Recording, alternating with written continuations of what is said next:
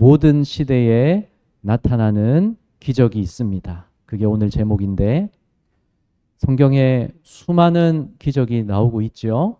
그 가운데서 몇 가지만 우리가 떠올려 본다면 아브라함이 어떤 기적을 경험했습니까? 100세 때, 그리고 아내 사라는 90세 때 사라가 첫 출산을 해서 아들을 낳았습니다. 기적이죠. 하나님이 약속하신 그대로 이루어졌습니다. 또 하나님이 애굽에 10가지 재앙을 내리셨고 또 홍해 바다를 갈라지게 하셨습니다. 광야에서는 어떻게 하셨습니까? 바위에서 마실 물이 나오게 하셨고 하늘에서 양식을 내려주어 먹게 하셨습니다. 그게 만나였죠. 그리고 하나님은 여리고 성이 무너지게 하셨고 또 절대 이길 수 없어 보였던 많은 싸움에서 하나님이 승리하게 역사하셨습니다. 또 하나님은 죽은 자가 살아나게도 하셨고 또 기도했을 때 하늘에서 불을 내려주기도 하셨습니다. 그리고 불 속에서와 사자굴에서도 안전하도록 하나님이 지켜주기도 하셨습니다. 이외에도 많은 기적들을 구약에서 볼 수 있는데 신약에서는 또 어떻습니까? 예수님이 이 땅에 오셔서 행하신 수많은 기적들이 있습니다. 또 예수님을 처음 전하던 사도들을 통해서 또 초대교회 가운데에서 기적이 나타나도록 성령님이 역사하셨습니다. 성경에 기록된 이 모든 기적들을 여러분 사실로 믿으십니까? 네. 그렇다면 이게 다 믿어진다면 이게 얼마나 또 기적입니까? 여러분이 다 눈으로 보고 확인했습니까? 그런데 어떻게 다 믿으십니까? 이 세상 많은 사람들이 믿지 않고 관심도 갖지 않고 깨닫지 못하는 일들을 우리는 믿게 되었다면 이것이 얼마나 큰 기적입니까? 우리가 성경을 믿게 된 이유 무엇입니까? 하나님이 살아 계신 것이 믿어지면서 성경의 모든 말씀이 다 믿어지게 된 것이죠. 성경의 모든 기적들이 다 믿어지는 이유는 하나님이 분명히 살아 계시기 때문에 하나님이 영원하시고 하나님이 전능하시니 성경의 모든 일들 다 가능하다고 우리에게 받아들여지고 깨달아지고 믿어지는 것입니다. 하나님은 말씀으로 천지를 창조하실 수 있는 분이고 흙으로 사람을 지으실 수 있는 분이고 또 그 지으신 사람에게 생기를 불어 넣으실 수 있는 하나님이십니다. 눈에 보이지 않는 하나님이지만 그 하나님을 우리가 믿게 되면서 성경의 모든 게 믿어지고 깨달아졌습니다. 믿어지는 기적이 우리에게 일어난 것입니다. 예수님이 하나님의 아들이시고 바로 나를 위해서 십자가에서 죽으시고 또 다시 살아나셨다는 사실이 우리에게 믿어지게 됐습니다. 이게 기적이죠. 성령님이 역사하셔서 있게 된 기적입니다. 우리가 주님을 믿게 된 것, 왜 기적입니까? 우리가 다 영적으로 죽어 있었기 때문입니다. 그는 허물과 죄로 죽었던 너희를, 에베소의 성도들이나 또 사도 바울도 그리고 오늘 우리들도 다 죽어 있었습니다. 영적으로 죽어 있었습니다. 모든 사람이 영적으로 죽어 있다는 것을 말씀해 주는 것인데 사람에게는 영혼이 있는 것이죠. 육체의 생명이 끊어지는 것도 죽음이지만 영혼의 생명이 끊어진 상태도 죽음인 것입니다. 이 영적인 죽음이 죄 때문에 일어나는 것이죠. 허물과 죄로 죽었던 너희를, 죄가 우리를 영적으로 죽어 있게 한 것입니다. 여기서 허물과 죄라고 한 것은 허물과 죄가 다르다는 뜻이 아닙니다. 우리가 큰 허물만 죄로 여길 때가 있는 것이죠. 그런데 우리가 아주 작은 허물로만 여기는 것도 죄인 것입니다. 작은 허물은 있지만 그게 그렇게 큰 죄는 아니라고 착각할 때가 없어야 되겠습니다. 아무리 작은 허물도 하나님 앞에서는 죄인 것입니다. 그래서 허물과 죄로 죽었다고 말씀하는 것입니다. 아주 작은 허물 때문에도 우리는 죽은 것이고 큰 허물이든 작은 허물이든 하나님 앞에 다 죄인 것입니다. 그 모든 죄가 우리를 죽어 있게 했다는 것입니다. 육체적으로는 살아 있어도 영적으로는 이미 죽어 있는 상태. 이 영적인 죽음이 어떤 상태이겠습니까? 첫째로 하나님과의 관계가 단절된 상태입니다. 아담과 하와가 선악과를 먹음으로 하나님께 범죄하고 나서 하게 된 행동이 있습니다. 어떤 행동을 했습니까? 하나님이 가까이 오시는 소리가 들렸습니다. 그런데 그때 하나님과 마주치지 않으려고 숨었습니다. 숨는다고 숨어지겠습니까? 그런데 숨었습니다. 그전에는 한 번도 그런 적이 없었습니다. 그런데 범죄하고 나서는 이렇게 행동했습니다. 하나님을 피해서 숨었습니다. 이게 뭘 나타냅니까? 하나님과의 관계가 단절되기 시작했다는 것입니다. 죄 지은 사람은 숨어야 되고 또 숨겨야 되고 또 부끄러움을 느끼고 하나님을 멀리하려고 하는 것이죠. 죄인의 상태가 이렇게 된 것입니다. 하나님과의 관계 단절이 일어난 것입니다. 그리고 아담과 하와는 에덴 동산에서 쫓겨났습니다. 이제 그들은 범죄하는 상태가 됐고 그런 상태로는 이전처럼 하나님과 함께하면서 영생을 누려서는 안 되기 때문입니다. 그렇게 해서는 안 되기 때문에 하나님은 아담과 하와를 동산에서 내보내십니다. 죄인된 인간이 에덴 동산을 죄의 동산으로 만들어서는 안 되는 것이죠. 그래서 하나님이 그들을 내쫓으셨습니다. 사람이 죄인된 상태로 영원히 살지 못하도록 내쫓으신 겁니다. 에덴은 하나님이 함께 하시는 곳이었고 영생이 있는 곳이었습니다. 거기서 쫓겨났다는 것은 뭘 나타냅니까? 인간이 하나님과 단절된 상태에 놓였다. 이것을 나타냅니다. 더 이상 처음처럼 하나님과 함께하지 못하고 영생을 누리지 못하게 됐다는 겁니다. 이런 상태가 바로 영적인 죽음입니다. 우리 모두가 다 이런 영적인 죽음 상태에 있었다는 겁니다. 하나님이 아담에게 선악과를 먹는 날에는 반드시 죽으리라 말씀하셨습니다. 그런데 선악과를 먹은 날 아담과 하와가 어땠습니까? 왜 안 죽고 살아 있었습니까? 하나님이 말씀하신 게 육체의 죽음만이 아니었던 것입니다. 영적인 죽음이 그들에게 먼저 일어난 것입니다. 그래서 하나님을 피해 숨었던 것입니다. 그게 영적인 죽음의 상태입니다. 원래 누렸던 하나님과의 관계가 단절됐고 영적인 죽음 상태가 시작된 겁니다. 그래서 육체도 죽게 되는 것이죠. 아담으로부터 시작해서 모든 사람이 이렇게 된 겁니다. 처음 창조 시 하나님과 연결되어 있던 그 복된 상태, 그 생명의 상태가 깨어지고 더 이상 하나님과 연결된 상태가 아닌 것입니다. 지금 지구 바깥 우주에는 수많은 인공위성들이 지구 주위를 돌고 있습니다. 우리나라도 쏘아 올려놓은 인공위성들이 지금도 임무를 수행하고 있는데 인공위성은 지구의 관제센터와 교신을 주고받으면서 연결되어 있습니다. 그래서 지구에서 위성에게 명령을 보내면 위성은 그 명령대로 우주에서 관측한 사진이나 영상을 또 관측한 자료를 또 지구로 보내주거나 저마다의 임무를 수행하는 것이죠. 또 통신위성이라면 방송이나 인터넷이나 통신 신호를 중계하는 역할을 합니다. 그런데 인공위성이 더 이상 지구와 교신을 할 수 없게 되면 지구와 교신이 끊겨서 연결이 끊기게 되면 더 이상 사용 못하는 임무 종료 위성이 됩니다. 생명체에 비유하자면 죽은 것입니다. 이런 죽은 위성들이 지금도 겉으로는 멀쩡하게 지구 주위를 계속 돌고 있습니다. 그렇지만 죽은 위성이죠. 왜냐하면 지구 관제센터와의 연결이 끊겼기 때문입니다. 연결이 끊어졌을 때부터 그 위성은 죽은 위성이 되는 겁니다. 사람도 그렇습니다. 인간이 죄인 되어서 하나님과의 연결이 끊어진 그때부터 모두 다 죽어 있는 것입니다. 육체적으로는 살아 있어도 영적으로는 다 죽어 있는 것입니다. 그래서 육체도 죽는 것이죠. 그래서 영적인 죽음은 이런 상태, 하나님과 단절된 상태고 또 영적인 무능력 상태입니다. 마치 죽은 육체는 아무 반응이 없고 움직이지 않듯이 영적으로 죽어 있으면 하나님께 반응하지 않습니다. 그리고 하나님 뜻대로 살지도 못합니다.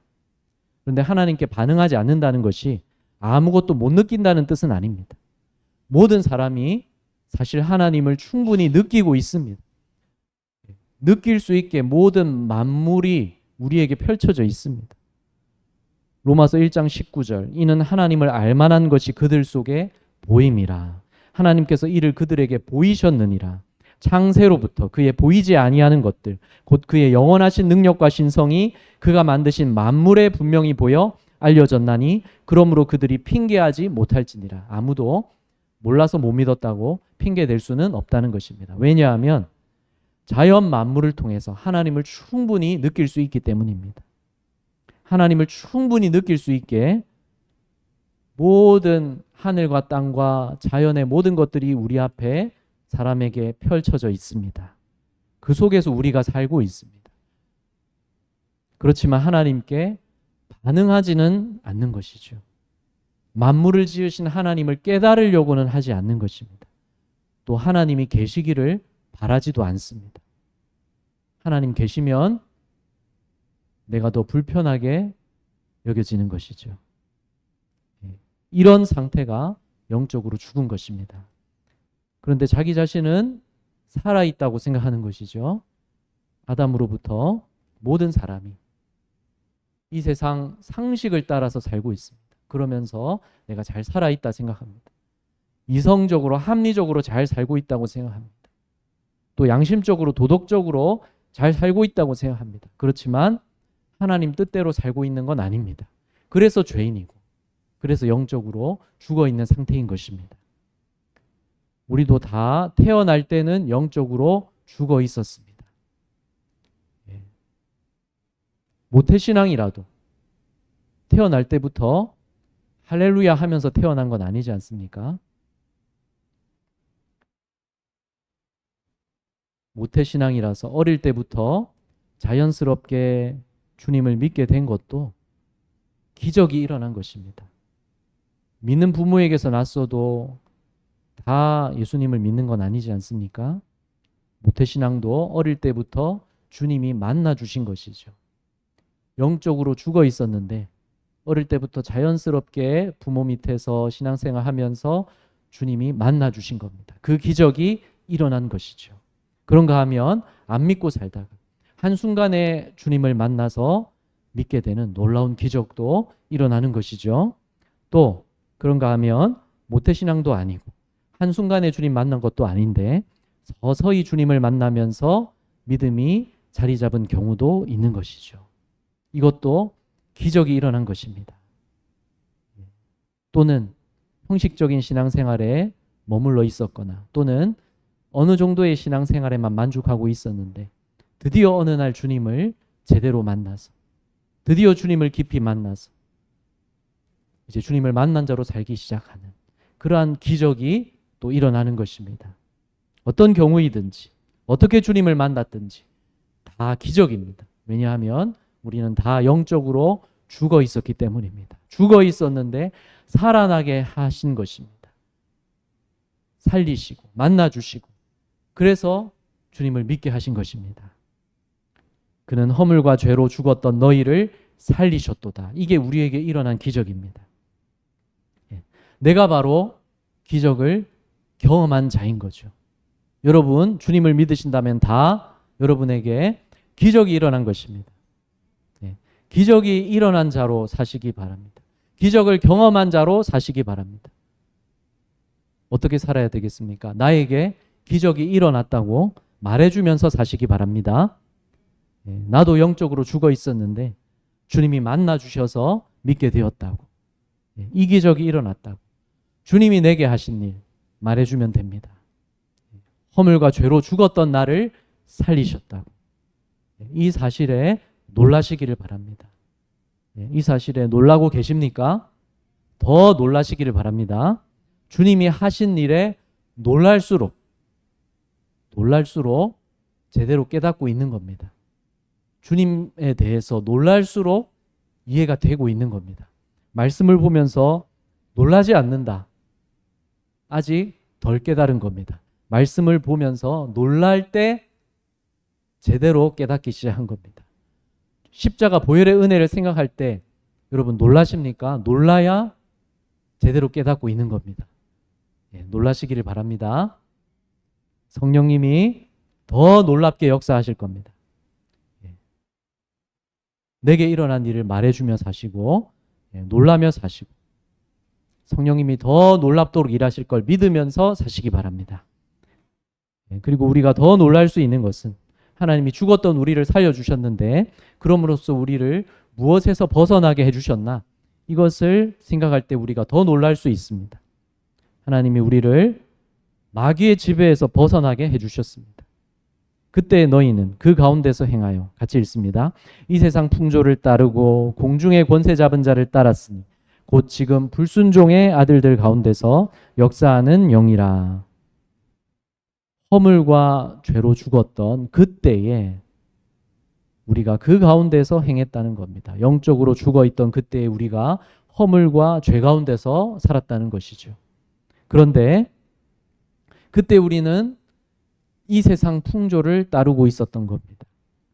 이 세상 상식대로 살았고 눈에 보이는 것만 믿으며 살고 돈을 믿고 살고 나 자신을 믿으며 사는 것이죠. 또는 세상의 미신을 따르기도 하고 하나님 대신 다른 무언가를 붙들고 살아가는 겁니다.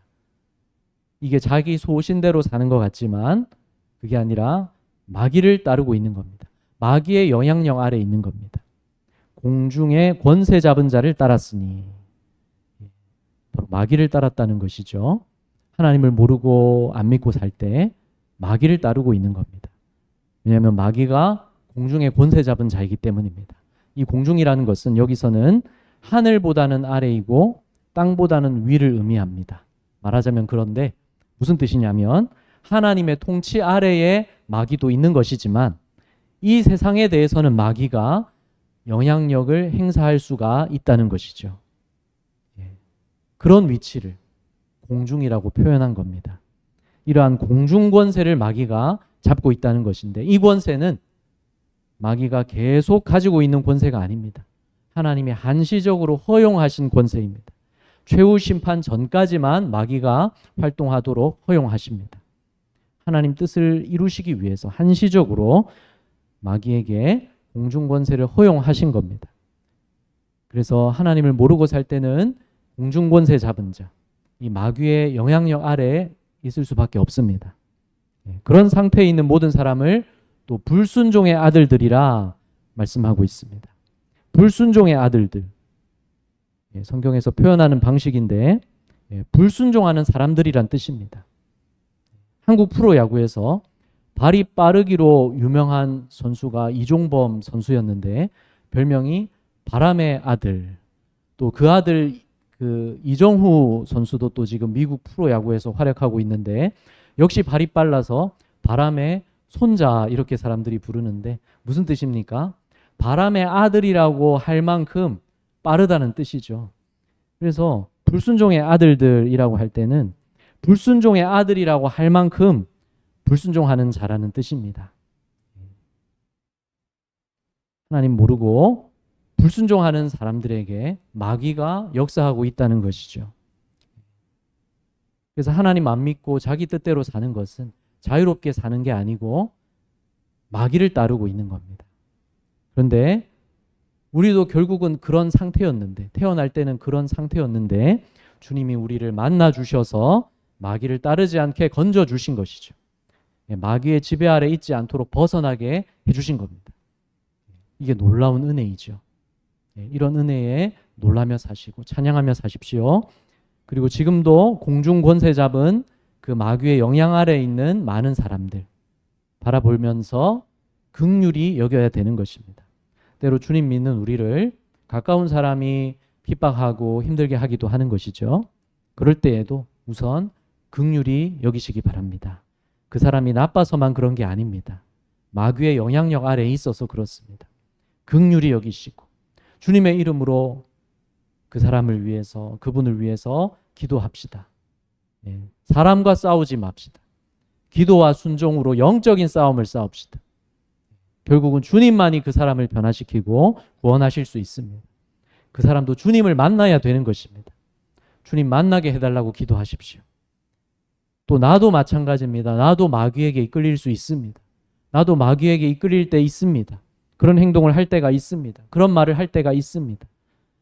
마귀의 지배에서는 벗어났지만 마귀의 영향은 아직 받을 수 있기 때문입니다. 그래서 마귀를 따르는 일을 하지 않도록 주님 말씀만 따르시기 바랍니다. 하나님은 우리를 마귀의 지배에서 벗어나게 하시고 또 죄를 원하던 삶에서 벗어나게 하십니다. 영적으로 죽어 있을 때 마귀의 지배를 받는 거기도 하지만 죄를 원하면서 삽니다. 전에는 우리도 다 그 가운데서 같이 읽습니다. 우리 육체의 욕심을 따라 지내며 육체와 마음에 원하는 것을 하여 다른 이들과 같이 본질상 진노의 자녀이었더니 우리 육체의 욕심을 따라 지낸다는 겁니다. 마귀의 영향도 있지만 우리 육체의 욕심에 이끌려서 죄를 짓는다는 것이죠. 마귀도 유혹하지만 우리도 원해서 죄를 짓는다는 겁니다. 마귀가 유혹해서 화를 낸 거기도 하지만 우리도 화내고 싶어서 화를 낸 겁니다. 마귀가 거짓말하게 해서 거짓말을 한 거기도 하지만 내가 거짓말로 모면하고 싶어서 거짓말을 한 겁니다. 마귀만 문제가 아닌 것이죠. 우리도 공범입니다. 공범은 처벌 안 받습니까? 공범은 죄인 아닙니까? 공범도 죄인입니다. 공범도 처벌받습니다. 육체와 마음에 원하는 것을 하여, 여기서 육체와 마음을 나누어 말한 것은 죄를 짓는 게 육체적 본능 때문만이 아니라는 것입니다.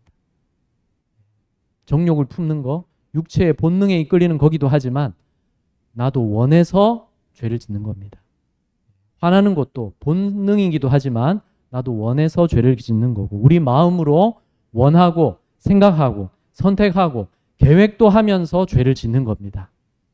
일부러 죄를 짓는 겁니다. 그래서 육체와 마음에 원하는 것을 하여, 그래서 어떻다는 겁니까? 다른 이들과 같이 본질상 진노의 자녀라는 겁니다. 여기도 아까처럼 진노의 자녀, 아까는 불순종의 아들들이라 했는데 여기서 진노의 자녀라고 또 하는 것은 하나님의 진노를 받을 사람이란 뜻입니다. 진노의 아들이라 부를 만큼, 진노의 자녀라 부를 만큼 분명히 진노받을 자라는 뜻입니다. 우리가 다 태어날 때는 이런 상태였습니다. 이런 가운데서 하나님이 우리를 살려주셨고 건져주셨고 영적 죽음의 상태에서 마귀의 지배에서 또 죄를 원하는 삶에서 벗어나게 해주셨습니다. 이게 무엇 때문입니까? 오로지 하나님의 그 크신 사랑 때문에.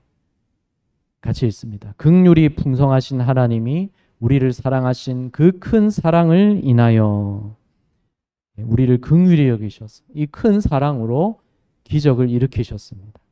우리를 만나 주셨습니다. 그래서 우리를 살리셨습니다.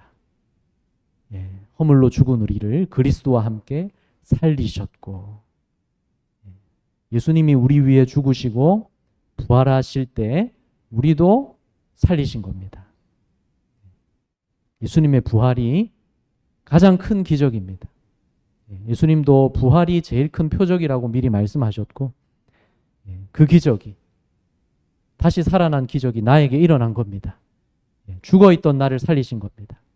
나 같은 죄인을 살리신 것이죠. 오직 은혜로 살리신 겁니다. 우리를 살리셔서 일으키셨습니다. 또 함께 일으키사 살아난 것에 그치는 게 아니라 일어나서 주님을 따르며 살아가게 해주셨습니다. 우리가 넘어지니까 또 일으켜 주십니다. 오늘도 나와 함께 하셔서 오늘도 우리를 일으켜 주셔서 그래서 우리가 믿음으로 살아가며 걸어가고 있는 줄을 믿으시기를 바랍니다. 나를 붙들어서 세워주기도 하시고 말씀해 주시고 위로해 주시고 격려해 주셔서 일어나기도 하십니다. 여러분도 그렇게 했습니다. 여러분의 자녀들 아기 때 걸음마를 할 때 얼마나 많이 넘어졌습니까? 미국 연구진이 관찰을 해봤다고 합니다. 넘어지는 횟수를 세보았답니다. 몇 번 넘어지나, 전화벨이 몇 번 울리나, 아기가 몇 번 넘어지나, 아기가 넘어지고 있는 것을 연구진이 관찰을 해본 거죠. 관찰을 해보니까 아기가 몇 번 정도 넘어졌을까요? 한 시간에 한 17번 정도 넘어지더랍니다. 걸음마 하면서 아기가 한 시간에 17번을 넘어지는데 넘어져도 또 걷고 또 걷고. 근데 보통 하루에 한두 시간 정도를 그렇게 하더랍니다. 그러니까 하루에 한 20번, 30번 정도는 넘어진다는 얘기죠. 그러기를 몇 달 동안 그렇게 하면 수천 번은 넘어진다는 얘기입니다. 수천 번 넘어지고 걷게 된 것이고, 수천 번 넘어질 동안 부모는 어떻게 했습니까? 아기를 지켜보면서 위험 안 당하게 막아주고, 또 넘어지면 일으켜주기도 했고, 또 일으켜주지는 않지만 박수 쳐주면서 손뼉 치면서 격려해주면서, 그래서 아기가 일어나게도 했던 것입니다. 우리 아버지 하나님도 우리에게 그렇게 해주고 계십니다. 우리가 넘어질 때 하나님이 일으켜 주십니다. 또 일어나라고 하나님이 우리에게 말씀해 주시고 위로해 주시고 격려해 주시고 우리를 또 만나 주십니다. 살아계신 하나님을 경험하게 해 주십니다. 우리 삶 속에서 우리를 만나주고 계십니다. 우리 아버지라서 그렇게 하고 계십니다. 우리를 사랑하셔서 그렇게 해주고 계신 겁니다. 우리를 살리시고 일으켜 주셨으니 날마다 열심히 주님을 따라서 걸으시기 바랍니다. 넘어지더라도 또 걸으시기 바랍니다. 넘어지면 주님 손잡고 일어나시고, 십자가 보혈 의지해서 회개해서 또 일어나시고, 다시 일어나 걸으시기 바랍니다. 그런데 일부러 자꾸 넘어지지는 마시기 바랍니다. 아기도 걸음마 하면서 많이 넘어지지만 몇 달이 지나면서 넘어지는 횟수는 점점 더 줄어들지 않습니까? 그러면서 이제 진짜로 걷게 되지 않습니까? 우리도 넘어지는 횟수가 줄어가야 되겠습니다. 주님 은혜를 더 깨닫고 주님 은혜를 더 힘입어야 되겠습니다. 그래서 더 힘있게 믿음으로 말씀 따라 걸어 나가야 되겠습니다. 하나님을 기쁘시게 해드려야 되겠습니다. 하나님의 영광을 나타내야 되겠습니다. 그럴 수 있도록 살아갈 은혜와 능력을 우리에게 부어주고 계십니다. 우리를 하늘에 이미 앉히신 겁니다. 장차 이루어질 일이지만 이미 시작된 일이기도 합니다. 그리스도 예수 안에서 함께 하늘에 앉으시니 무슨 뜻입니까? 하늘에는 예수님이 하나님 보좌 오른편에 앉아 계십니다. 우리도 예수 안에서 함께 하늘에 앉으신다는 겁니다. 우리도 구원받은 하나님 자녀로 하나님 나라에서 영원토록 다스리며 기뻐하며 찬양과 영광 돌리며 살게 하신다는 것이죠. 장차 이루어질 일인데 지금도 이미 시작됐습니다. 지금도 이 땅에서 우리가 주님과 함께 살기를 시작했지 않습니까? 이 기적이 우리에게 일어났습니다. 우리를 통해서 하나님의 풍성하신 은혜를 나타내시려고 우리에게 기적을 일으키셨습니다. 같이 읽습니다. 이는 그리스도 예수 안에서 우리에게 자비하심으로써 그 은혜의 지극히 풍성함을 오는 여러 세대에 나타내려 하심이라. 그래서 하나님은 모든 시대에 기적을 일으키고 계신데 죽어있던 자가 살아나서 주님을 믿고 따르며 걸어가게 하는, 이미 하늘에 함께 앉은 자로 살아가게 하는, 하나님 자녀로 살아가게 하는 기적을 일으키고 계십니다. 이런 기적이 계속 더 일어날 것입니다. 이게 하나님 뜻이기 때문입니다. 그래서 우리를 통해서 하나님의 은혜가 얼마나 지극히 풍성한지, 하나님이 얼마나 자비하신지 이 은혜를 알게 하셔서 구원받아야 될 영혼들이 더 계속 예수님 믿고 구원받게 하시려고 우리에게 기적이 먼저 일어나게 하신 겁니다. 그래서 기적이 더 계속 일어나게 하실 겁니다. 그래서 오늘 말씀 통해서 분명히 믿으시기를 바랍니다. 분명히 깨달으시기를 바랍니다. 우리는 다 원래는 영적으로 죽어 있는 상태였습니다. 태어날 때는 영적으로 죽어 있는 상태였습니다. 다 마찬가지였습니다. 지금 믿는 우리나 아직 안 믿는 사람들이나 원래 상태는 다 마찬가지였습니다. 영적으로 죽어 있었습니다. 그런데 주님을 믿게 됐으니 기적입니다. 주님이 우리를 만나 주셨으니 기적입니다. 죽어있던 우리를 살려주신 기적이고 일으켜주신 기적이고 지금도 일으켜주셔서 믿음으로 살게 하시는 기적이 오늘도 일어나는 줄을 믿습니다. 그래서 우리가 사는 겁니다. 우리가 잘나서 사는 것이 아닙니다. 우리가 믿음 좋아서 자격 있어서 은혜 받는 게 아닙니다. 하나님이 기적을 일으켜주신 겁니다. 하나님의 은혜 자체가 기적입니다. 어떻게 이렇게 은혜 놓으실 수 있습니까? 그래서 큰 간증만 간증거리가 아닙니다. 나에게 깨닫게 해주신 하나님 은혜, 그 하나님 은혜를 말해주는 게 가장 큰 기적을 말해주는 것인 줄 믿습니다. 오늘도 주님 따르면서 나를 통해서 주님의 기적이 나타나고 전해지게 하면서 삽시다. 성령님이 더 놀랍게 역사하실 것입니다. 은혜의 기적, 구원의 기적이 우리를 통해서 계속 더 일어날 줄을 믿습니다. 또 우리가 계속 더 그 은혜를 경험하며 놀라고 찬양하며 주님 따를 줄을 믿습니다. 다 함께 그렇게 삽시다. 기도하겠습니다.